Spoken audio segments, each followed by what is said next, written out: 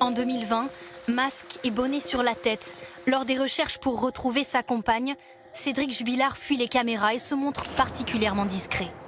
L'image d'un homme insondable qui multipliera les provocations au cours des 5 ans d'enquête jusqu'à l'ouverture de son procès aujourd'hui.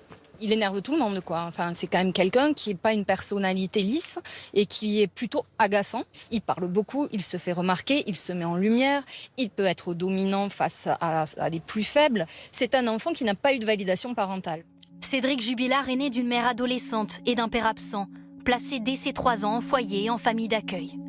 Un petit délinquant ingérable selon ses propres mots, accro au cannabis et aux jeux vidéo, qui rencontre Delphine, jeune fille bonne élève.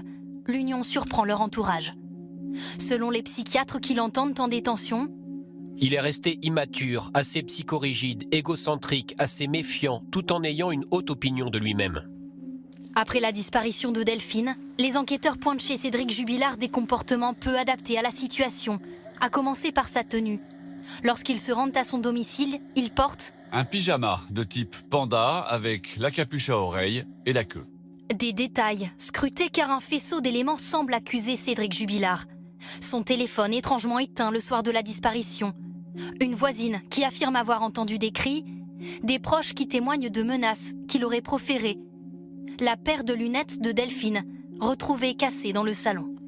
Mais pas de corps, pas de traces ADN suspectes ni d'aveu de Cédric Jubilard, sauf auprès de son ex-compagne qui affirme l'avoir entendu se vanter au parloir. Il m'a avoué avoir tué sa femme. Il m'a dit l'avoir étranglée chez eux, sur le canapé.